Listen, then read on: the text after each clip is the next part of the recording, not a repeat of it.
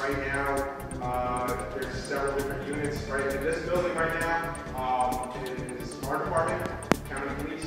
Second floor, we have ballistics, detective bureau, our administration. On the third floor, we have prosecutor's office, their lab. You just talk about emergency management on the second floor? Yeah, emergency management is also on the second floor. They deal with hazardous spills and other things of that nature.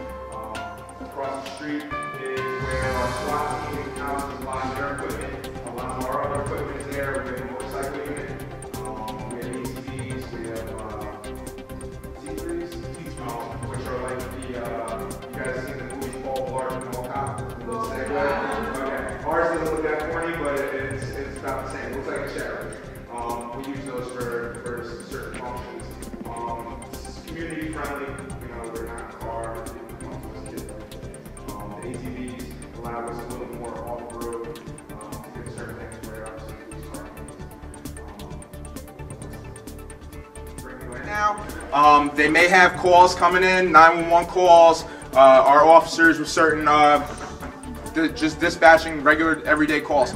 So when you go in there, please keep your voice down. One of our dispatchers will give you a little overview of everything they do. All right?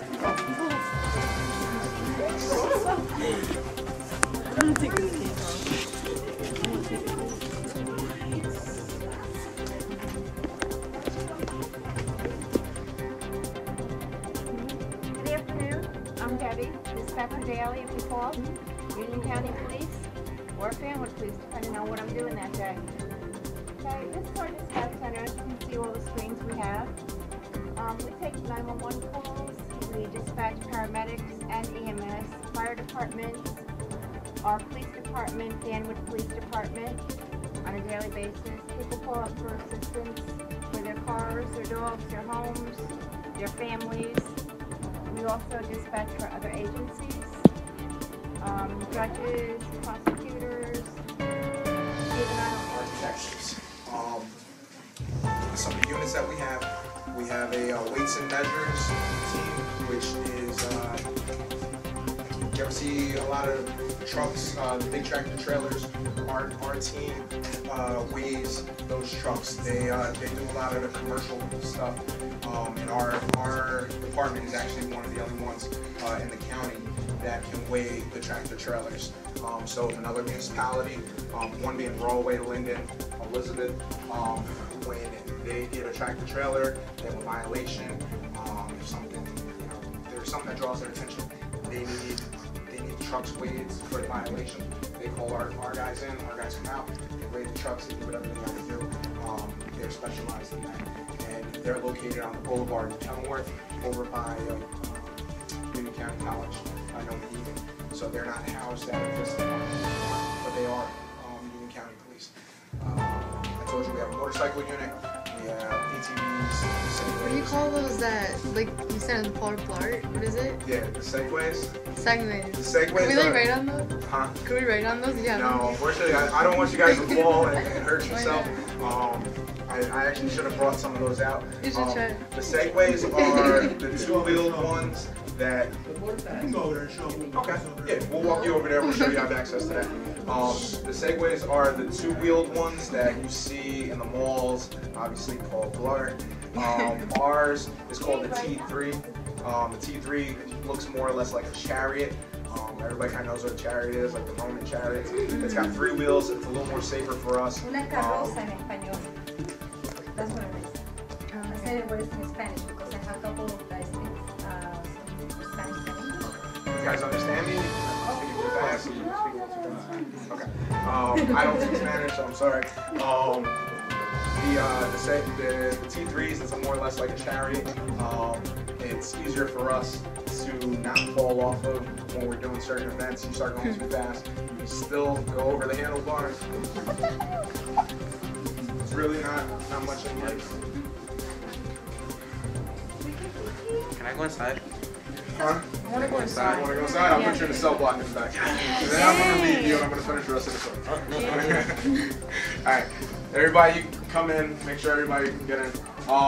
Really not too much anything special back here. Simple cage. When we're processing them, we don't want to be sitting next to somebody. You know, not everybody is your friend that you lock up. You know, I don't look at everybody that I've locked up as hey. I don't look at everybody that commits a crime as being a criminal or being a bad guy, making bad decisions. So I do treat everybody fairly. I've been in fights with people where I've pretty much had to knuckle up with guys. It's part of the job. But everybody that I've ever locked up, they've always shook my hand when I let them go. A couple times maybe when they're going to like a county jail for a few days. But it happens. Like I said, I work narcotics, so I dealt with a lot of different types of things. Alright, so this is our cage. This is our Alka-Test machine. If you guys that have licenses, when you're driving and you're drunk, and we pull you over and we think you're definitely over the limit, you're gonna be over here. You can go on the machine. Come over here? Huh? Any type of crime, we bring you. If we gotta bring you back here, you go back here for our safety. So this right here is the Alka-Test machine. If you get locked up for a DUI, Can you show us how it works? no, unfortunately I can't, because this machine is connected to the state. So the minute you blow into that, it sends a reading directly to the state police. Back in the day, you used to be able to, you know, maybe show stuff on there. You really can't. The only time we use it, it has to be somebody who's a certified operator, because a lot of stuff go to court. Obviously, if you get a DUI, you lose your license. A lot of people don't, you know, want that. So it's very specific for the court rulings. Only certain people. But you know, if they really don't want to be in here, a hard bed, a hard toilet, and whatever you do in there with the camera, we can watch. They get out of the car. If you notice, myself or the lieutenant, every time we go into a different door, we swipe these boxes. We have a key that allows us access to them. Without that key, we can't open any of the doors, which is kind of a fail-safe. Back there, you see there's a metal box, or whatever it is. That's a water tank. We have a ballistics unit that's housed here up on the second floor. Right now they're not here, so we can't really show you everything. But our ballistics unit is used by numerous agencies throughout the state. They're recognized by the state police. Whenever there's a shooting, anywhere in Union County, and also some other outside agencies, our ballistic guys go out and they rope off the area. They pick up the shell casings, any pertinent evidence, and they bring it in and they analyze it. This right here, they have replicate certain shells, and they need to match up certain things to it. They get guns from certain homicides, other crimes. They put it in here and they fire a shot. And this tank catches it, preserves the bullet, and they bring it upstairs and they compare it to other specimens that they have. They analyze it all of this. So that's what this is right here. So every once in a while during the day, we hear gunshots throughout the building, and it's a little muffled, so we know it's not actual gunshots. Anybody get hurt? There's our lieutenant down here. No, my grandma got in the car. I know we do. Are you putting your makeup on the side? It was only 2 times. You're from I want to say it's High Street. There's an Italian club. I pulled over a car one day, and there were 2 guys in the car, and both of them were drug dealers. Luckily, I took the one guy out of the car, and I secured him in the back of my police car. I never called for backup. While I was talking to the other guy, I was interacting with him. He was fine. I had his license, I had his insurance, I had his registration. The car came back in his father's name. I knew who he was. He didn't lie about that. And the car reeked of weed. And I asked him, "You got any drugs on you?" He's like, "No, I got no drugs." I said, "All right, you mind if I pat you down?" This is going back a couple years ago where we didn't need consent to search the car. We smelled it when we go into the car. So I took him out of the car, patting him down, and basically I'm behind him and I go like that and I touch his pockets and a big bag of weed. So I was like, oh, I thought you had nothing on. So I reached for my cuffs and I had his hand like that. And when I went to cuff him, he elbowed me in my face. Right then and there, I slammed him on the trunk. We ended up actually rolling in the street fight. And I had no backup because I never called an additional car to back me up. And I actually ended up messing up my hand because once I had him on his face, I tried to cuff him. When he's kind of calmed down, and when I went to cuff him, he moved. I punched the concrete, messed up my knuckles. So I had to throw the cuffs. At that point, I did what I had to do to make sure he stopped moving. But at that time, while I was on top of him, he was reaching back trying to disarm me. And what do you do with the guy? He got locked up. He went to jail. No, you. I did what I had to do to stop him. Okay. Okay, I have one more question. Hopefully last one. Okay. How you personally feel about your job? And how community sees this job? You know how sometimes people complain that Costco gets here on time. What is your reaction about it? I love donuts and coffee. No. No. I love my job. I've been doing it for 12 years. I do it to help people.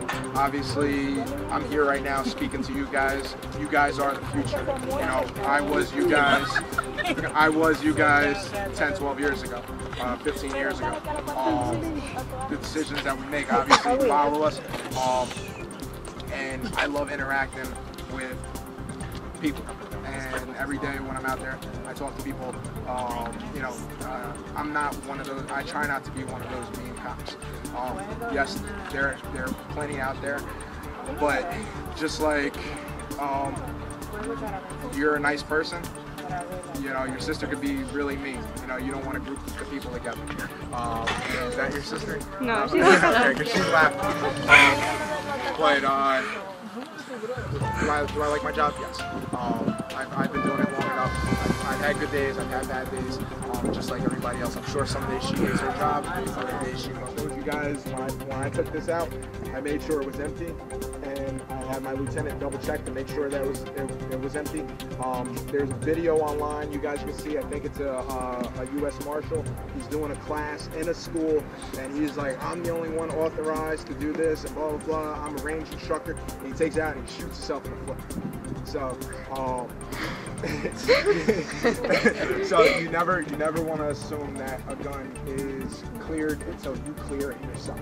And like I said, for you guys' safety, I have it out here. I'm showing it, moving it around. I don't want it to accidentally go off, and that's why even though this is in, there's no bullet.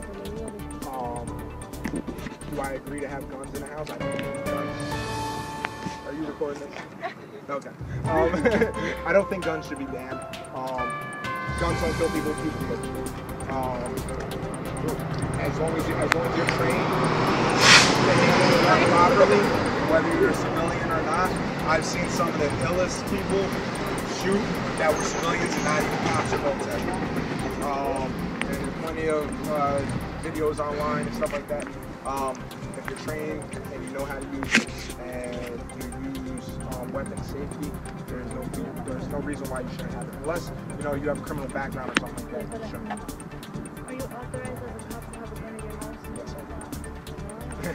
Yes, I can, and yes, I do. You have one? Yes, I can. I saw a video where a cop took a civilian gun because he had it walking around. And like, As I said, this is one of our SOU cars. I have a vest on, but this is a heavier vest. They can stop up to, I believe, 50 pound round. You good? Muscles hold it. Nah, we'll fall. Oh, see, it's kind of.